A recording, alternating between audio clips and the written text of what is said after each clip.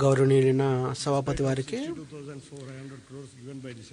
64,500 కోట్ల రూపాయలు ఇచ్చినప్పటికీ కూడా ఈ నిధులన్నీ కూడా పక్కదారి పడడం జరిగింది. ఊహించినటువంటి అవినీతి కూడా రాష్ట్రంలో జరిగింది. ఇవన్నిటినీ కూడా మా గౌరవనీయులైన ముఖ్యమంత్రి గారు విడుదల చేసినట్టు శ్వేతపత్రంలో విడుదల చేయడం జరిగింది. నేను ఈ సందర్భంలో గౌరవనీయ మంత్రి వారిని ఏం కోరుతున్నానంటే పూర్తి సమాచారాన్ని సభకి ఇవ్వాల్సిన కోరుతున్నాను. అంతేకాకుండా మీరు ఎలాంటి విధానాలు తీసుకున్నారో వాటి వివరాలను కూడా మీకు తెలియజేయడం జరుగుతుంది.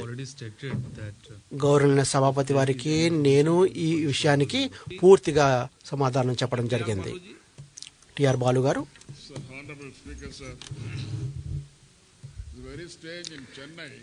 గౌరవనీయుల సభాపతి వారికి ముఖ్యంగా చెన్నైలో కానీ గ్రామీణ చెన్నైలో కానీ చూసినట్టయితే ఏవైతే 2019లో ఆమోదించబడిన ప్రాజెక్టు ఉందో అది ఇప్పటి వరకు కూడా ఇవ్వడం జరగలేదు. ఈ పథకం కింద నిధులను కూడా మంజూరు చేయడం జరగలేదు. గవర్నమెంట్ మార్కెట్ ఫండ్ కోసం చేయవలసినటువంటి ధనాన్ని కూడా ఇప్పటి వరకు ఎన్నిసార్లు నుంచే ఉన్నా దాని ప్రగతిని గురించి వివరించవలసిన అవసరాన్ని కూడా నేను సభాపతి ద్వారా సభని కోరుతున్నాను. ఇప్పటి వరకు కేంద్ర ప్రభుత్వం ఇప్పటి వరకు కూడా విషయంపై ముందుకు రాకపోవడం చాలా శోచనీయం. మనం సమాఖ్య వ్యవస్థలో ఉన్నామా లేదా?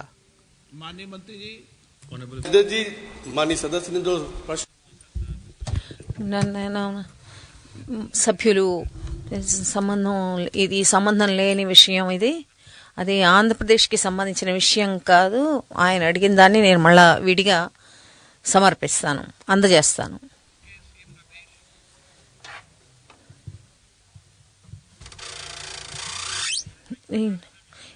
ఇక్కడ మంత్రులు నిధులను అందజేసిన నిధులను కొన్ని కేంద్ర పథకాల కోసం అందజేసిన నిధులను సవ్యంగా వాడుతున్నారా లేదా అనే విషయాన్ని వర్ణించటం కోసం, దాన్ని పరిశీలించడం కోసం ఏదైనా వ్యవస్థ ఉన్నదా లేదా, క్షేత్రాలకు వెళ్ళి పరిశీలన చేసే వ్యవస్థ ఉన్నదా లేదా అని నేను అడుగుతున్నాను.